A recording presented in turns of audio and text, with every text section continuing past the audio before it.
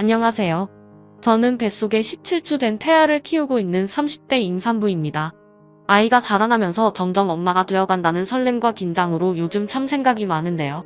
그런 제 머릿속에 쓸데없는 생각 하나를 더 쥐어주려는 시어머니 때문에 정말 스트레스가 이만저만이 아니네요.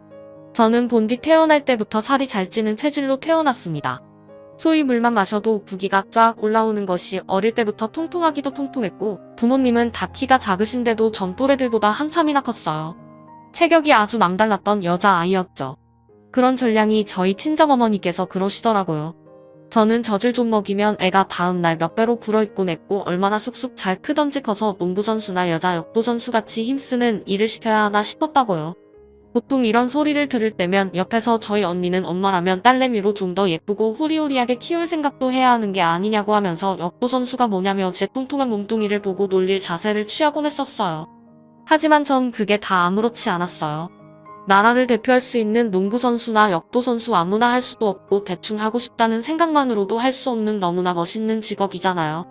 그래서 저는 체격이 커서 부끄럽고 창피하고 숨기기보다도 먼저 자진해서 엄마 말 맞다나 농구를 하는 남자애들 옆을 기웃거리고 역도선수는 어디서 시작해야 하는 거냐고 선생님께 물어보는 등 저 혼자서 제 꿈을 키워보겠다며 그 조그만했을 때부터 제 앞가림을 제가 하겠다며 밖을 돌아다녔어요. 엄마도 아빠도 어린 제게 외모로 상처 입히고 싶지 않으셨는지 늘 좋은 말씀은 해주시며 제가 바르게 제 자신에 대해서 생각을 가질 수 있도록 옆에서 많은 도움을 주셨고요. 덕분에 저는 좋은 부모님 곁에서 그렇게 살다 보면 진짜 몇 년 후엔 제가 총망받는 운동선수 유망주 정도는 되어 있을 줄 알았어요. 그 꿈을 초등학교 그리고 중학교 입학할 때까지도 키웠네요. 하지만 예상과는 다르게 인생이 흘렀어요. 제 키가 그만 163에서 뚝 하고 멈춰버리고 만 것입니다. 남다른 체격인 줄 알았는데 그냥 그 키에 70kg로 살이 좀 더 찐 비만 아동이었을 뿐이었고요. 결국 중학교 내내 저는 키우던 꿈도 잃고 그나마 남아있던 자존감과 자신감도 잃게 되며 저를 비하하고 끊임없이 자책하는 모습을 보였어요. 친구 관계는 당연히 좋지 못했고요. 제가 먼저 다가가지 않는 건 아니었는지 먼저 체격이 크다고 같이 어울리기 창피하다고 피하는 또래의 여자애들 때문에 제가 먼저 친구가 되기 위해 다가가는 짓을 그만둬버렸죠. 저도 그저 평범한 여자애일 뿐이라 그런 건 정말 상처가 되었기 때문입니다. 어쩌다 시작된 은연중에 따돌림과 소외됨 그리고 제 스스로를 사랑하지 못하고 못나고 어린애로 살아갔던 중학교 시절은 제 인생에서 가장 최악의 시간이었어요.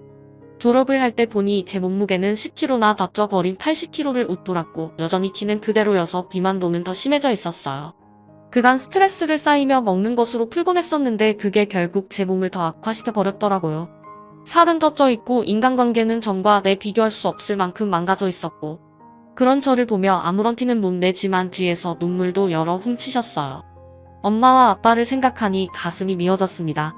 어릴 적 저를 놀리기에 급급했던 언니도 가족은 가족인지 점점 어두워져가는 저를 불쌍하고 치근덕스레 보면서 걱정하는 모습이 더욱 약해져갔고요.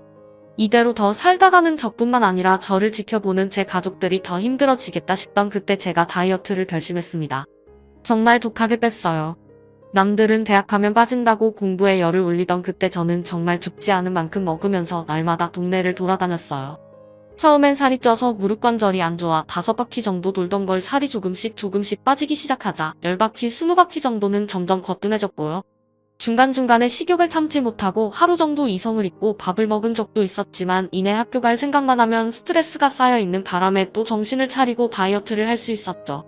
그렇게 중학교를 졸업하고 고등학교에 입학하는 딱 그 사이 그 짧은 기간 동안 저는 무려 30kg를 빼버렸습니다. 정말 초등학생 하나가 제 몸에서 빠져나간 꼴이었어요. 사람이 완전 딴 사람이 되어버리니 저는 말할 것도 없고 가족들도 정말 많이 좋아했습니다. 제가 신이 나서 먼저 옷을 사달라고 하고 꾸밀 수 있는 액세서리며 이것저것 또래 여자애들 같은 것들에 관심을 보이니 부모님도 안심이 된 듯 보였어요. 그러면 좀 더 친구들을 쉽게 사귀며 어울릴 수 있을 거라 생각을 하셨을 테니까요. 다행히 부모님이 원하셨던 대로 고등학교에 진학을 하면서는 친구를 사귀는 것이 많이 수월했어요. 살 빠졌다며 몰라보겠다며 신기해서 다가오는 애들도 있었지만 워낙 집에서 떨어진 고등학교로 진학하는 바람에 중학교 동창들이 잘 없어서 새롭게 학교 생활을 시작하기에는 정말 딱이었죠. 비교적 학교 생활도 잘했고 친구 관계도 힘들어할 일이 없으니 학업에도 더 집중할 수 있었습니다. 운이 좋게 공부를 잘한다는 친구들과 친해지게 되면서 덩달아 가장 뒤처져 있던 저는 친구들의 도움도 받아 겨우겨우 원하는 성적을 막 초갈 정도로 공부하는 것에 적응을 할 수도 있었고요. 그 와중에도 다이어트에 대한 강박은 늘 가지고 있었어요.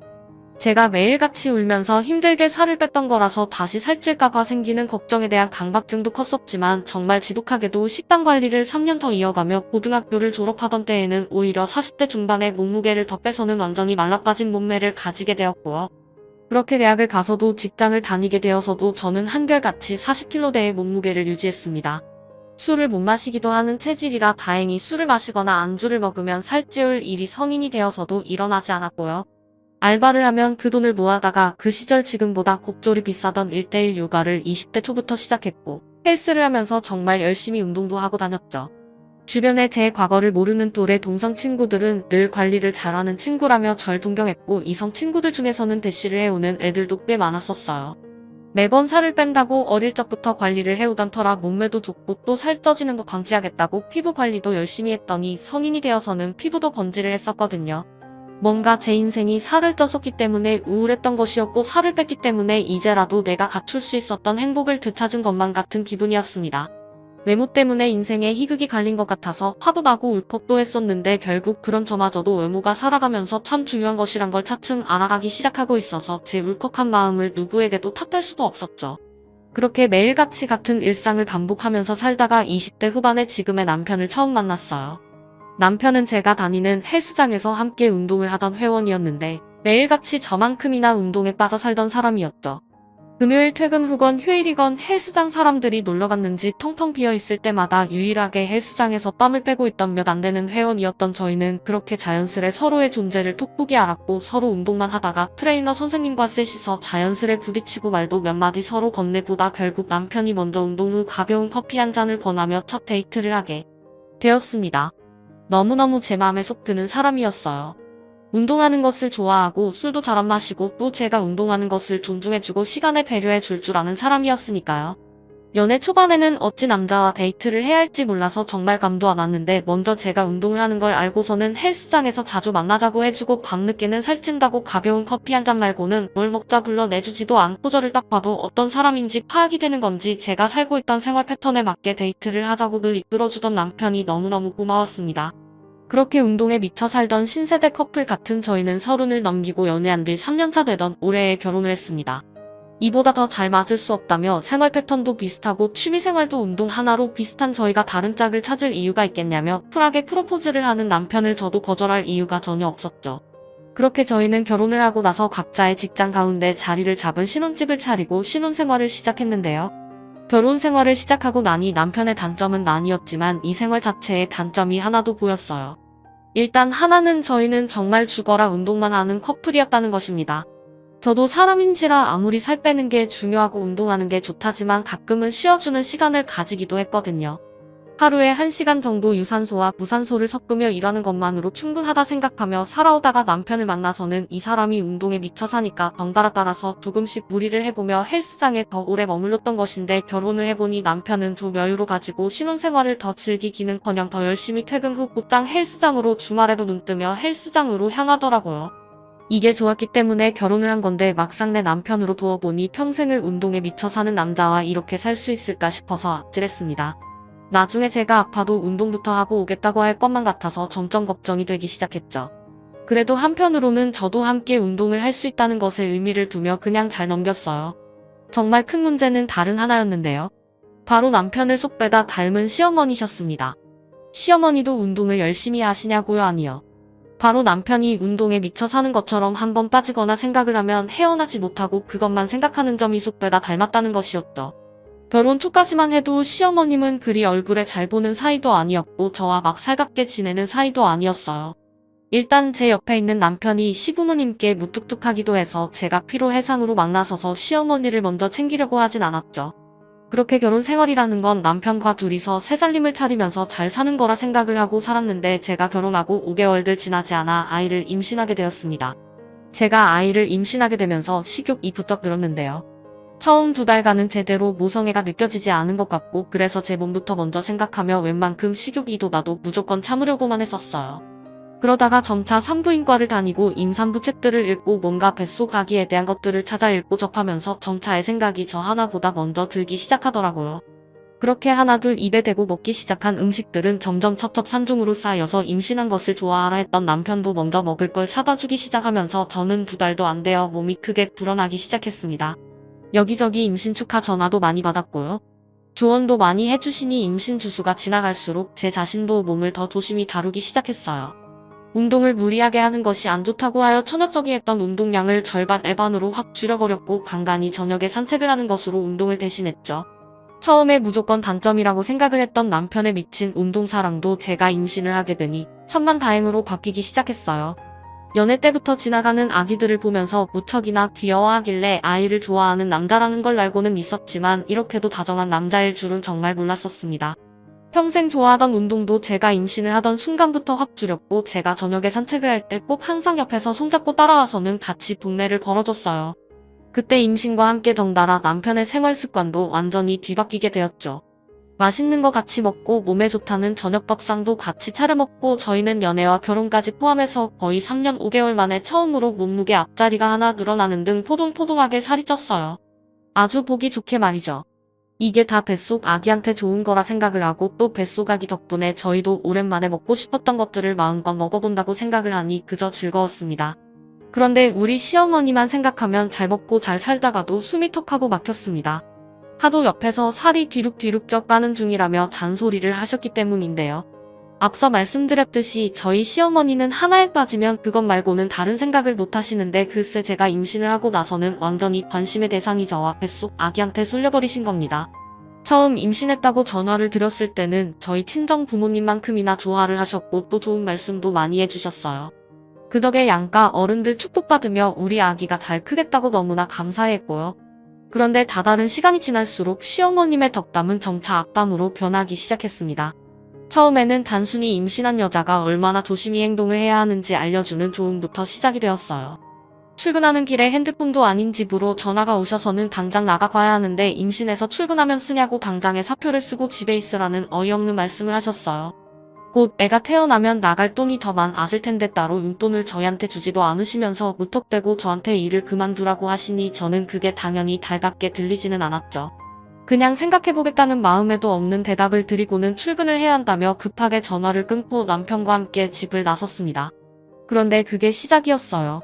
점점 돈 한 푼 손에 쥐어주지도 않으시면서 이걸 사먹어라 저걸 사먹어라 하며 저도 뻔히 인터넷에 조금만 검색을 하면 아는 내용까지 바쁜 출근길이나 피곤한 퇴근길에 전화가 와서 알려주시거나 어느 한의원이 임산부 몸보신 융합약을 만든다더라 하면서 그 나이에 어르신들이 할 법한 잔소리와 덕담을 반 섞인 말들을 시전하시면서 제가 참 전화를 받고 싶지 않게 만드셨어요.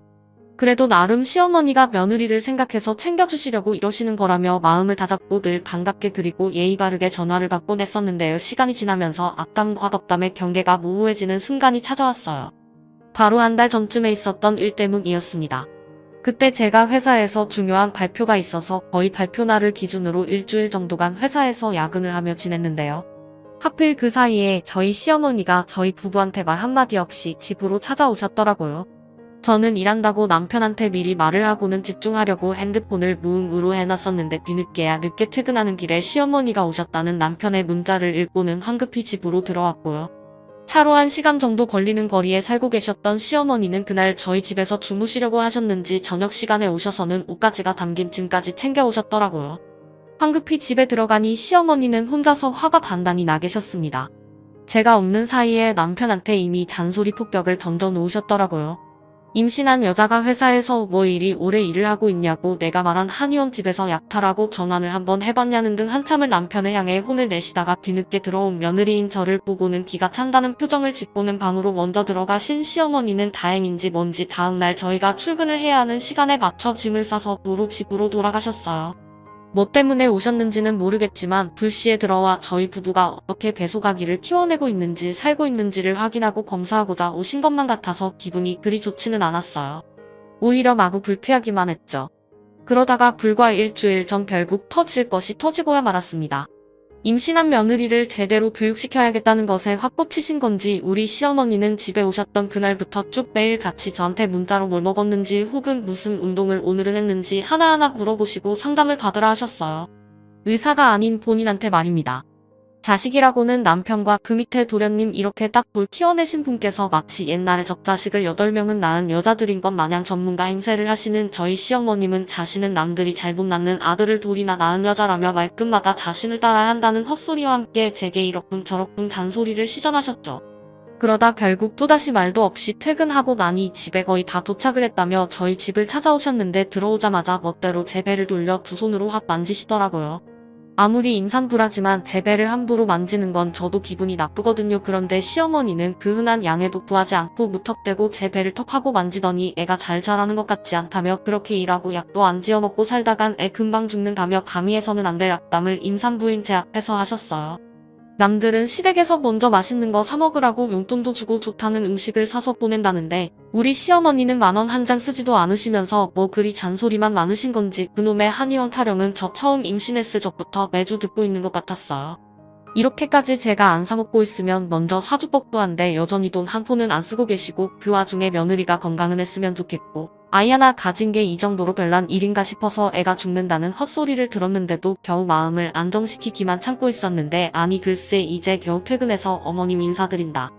그 내내 서있던 저한테 저녁밥은 늘 이렇게 안 차려 먹는 거냐며 냉장고를 이리저리 뒤지고는 저한테 밥 타령을 하시는 게 아니겠어요. 저번에 집에 왔을 때도 너 야근한다고 집에 늦게 들어와 식탁에 밥상에 안 차려있지 않았냐. 그런데 오늘의 뭐 때문에 식탁이 텅텅 비어있냐며 굳이 그 시끌벅적한 목소리로 큰 소리를 내며 냉장고를 퍽퍽 닫았다. 열고저와 남편을 번갈아 쳐다보며 비어져 있는 식탁을 가리키며 밥을 차려 먹으라고 하는데 그 소리는 꼭 자기 밥을 차려달라는 소리 같았습니다. 임산부 며느리 걱정되어 한의원 약 타령하시기 전에 그냥 돈을 주시던가 아니면 대신 사주시던가 아니면 그냥 우리를 내버려 두시던가 하시는 게 좋을 것 같았어요. 그래서 저도 모르게 너무 힘들고 스트레스가 쌓여서 어머님 저희가 아침이면 저녁이면 잘 알아서 챙겨 먹겠다고 말씀을 드렸습니다. 제가 임신하고 먹고 싶은 게 많아서 나름 남편과는 잘 챙겨 먹으며 살도 전보다 많이 쪘다고 걱정하지 마시라며 얘기를 했어요. 그런데 달래는 저와는 달래 시어머니는 오히려 제 말 어딘가에서 열이 받으셨는지 임산부 앞에서 쩌렁쩌렁하게 목소리를 높여 혼을 내셨습니다. 기껏 시어머니가 집까지 찾아와 말을 하면 뒷구멍으로 듣는 신용이라도 하라며 친정에서 뭘 보고 자랐길래 애가 일이 멍청하고 예의가 없냐며 갑자기 저희 친정은 버들벅거리며 저를 비하하기 시작하셔요. 그러니까 어머님 말씀으로는 제가 그간 어머님 말을 꾸준히 무시를 했다는 것인데 전 그간 출근길에도 어머님 전화인 거 뻔히 알면서 무시 못하고 다 받았고 집에 부탁되고 찾아봤을 때에도 일하고 오느라 힘들어 죽을 뻔했지만 티 안 내고 하시는 말씀 다 받아 듣고 있었거든요. 그런데 살다 제가 살차서 뚱해 보인다는 소리는 들어봤어도 임신하고 다 큰 마당에 멍청하다는 소리는 또 처음 들어보네요. 그것도 저희 친정을 욕 보이면서 말입니다. 그런데 제가 순간 너무 빡쳐버렸습니다. 아시다시피 임산부라 조울증같이 감정 컨트롤이 잘 안되는 거 정말 겨우겨우 참고 살고 있었는데 정말 그 순간만큼은 남편이고 뭐고 시어머니와 얼굴과 기분 나쁜 그 목소리를 정말 더 이상 듣고 싶지 않았어요. 제가 임신하고 남편과 같이 먹고 싶은 걸 많이 먹고 싶었지만 그만큼 또 소화가 안 돼서 속이 더부룩한 경우도 많았거든요. 임산부한테는 소화불량의 차가 좋다고 해서 거의 임신하면 이걸 남편과 둘이서 같이 달고 살았는데 그때도 마침 제가 손바닥만한 머그컵에다가 차를 따라 부어 나왔거든요. 시어머니 잔소리 듣다가 다 식어가고 있던 차를 보는 순간 제 머릿속 힘도 완전히 다 빠져나가는 기분이었어요. 차 마시면 편히 좀 쉬려다 시어머니 하나로 기분도 잡치고 악담도 들었다 생각을 하니 감정 주체가 안 되어 차든 머그컵을 그냥 확 시어머니 얼굴을 향해 퍼부었어요. 어릴 적 나름 운동선수를 꿈꾸며 살았던 제겐 비록 살만 빠졌을 뿐 기본적인 힘이 남아있었거든요. 진짜 있는 힘껏 컵잔을 쥐고서 차를 들이보니 물살이 어찌나 셌던지 시어머니 얼굴에서 퍽하고 주먹에 맞은 듯한 소리가 났습니다. 시어머니 한 졸지에 며느리한테 서 물세례를 받고는 어안이 벙벙해 소리를 꾸액꾸액 지르셨고 저는 그런 어머니가 더 이상 보고 싶지 않아서 한 대도 맞고 싶으시면 여기 딱 기다리라며 이번에 목마르되 마시려고 물병에 담아놓은 차 1리터 용량을 냉장고에서 꺼내 들었어요. 시어머니한테 들이부으려고 위에 닫혀있던 뚜껑을 열고 확 시어머니한테 가려고 팔을 들어 올리는 그 순간 시어머니가 엄마야 하면 남편을 붙잡고 뒤에 숨어있다가 한참을 미쳤다고 잔뜩 졸라서 말리라고 남편을 설득하다 결국 본인 입으로 먼저 미안하다고 아무 말도 이제 안 하겠다며 오두방정을 떨며 사과를 하시더군요. 그러다가 제가 하도 손에서 물병을 놓지 않고 있으니 혼자 방방 뛰다가 남편이 말리러 온 사이에 자기 가방도 미처 챙기지 못하고 혼자 문 밖으로 주렁랑을 치셨고요. 그렇게 집 나가서 연락이 없으신 지 벌써 일주일째입니다. 어찌나 깜깜무소식인지 우스개 소리로 그날 분명 누군가 제 손에 던져진 제 오미자차로 요란하게 싸다구를 맞았던 것 같은데 그게 꿈인지 현실이었는지도 헷갈리더라고요. 여전히 시어머니 가방은 저희 집에 놓여있는데 보기 싫다고 그건 그대로 쓰레기통에 쳐넣었어요. 혹여나 또 전화 오면 그땐 요구 바가지로 해주려고 전화선도 안 뽑아놓고 기다리고 있는데 저한테 완전 쫄 우셨는지 더 이상 연락도 없으세요. 덕분에 남편도 저한테 이런 모습이 있는지 몰랐는지 완전 쫄라서 자기 엄마가 너무 심한 말을 했다며 옆에서 더더욱 저를 왕비 모시듯 떠받들어주고 있고요. 살면서 살 때문에 모진 경험도 하고 참 힘들게 살았는데 이제 좀 맛있는 거 잘 먹고 살려 하니 시어머니가 저를 딱 건드리시는 바람에 나름 한동안은 정신적 스트레스가 상당했었지만 이제는 좀 자유가 된 것 같아서 속이 후련합니다. 다음에 또 헛소리 하려고 말도 없이 집에 찾아오시는 날에는 저 진짜 그때는 오미자차가 아니라 욕조에 물 한가득 집에 있는 차 종류는 다 털어내 우려서는 시어머니 면상에 바가지로 퍼서 던져버릴 거예요. 또 오기만 하세요. 오늘도 시청해주셔서 정말 감사합니다.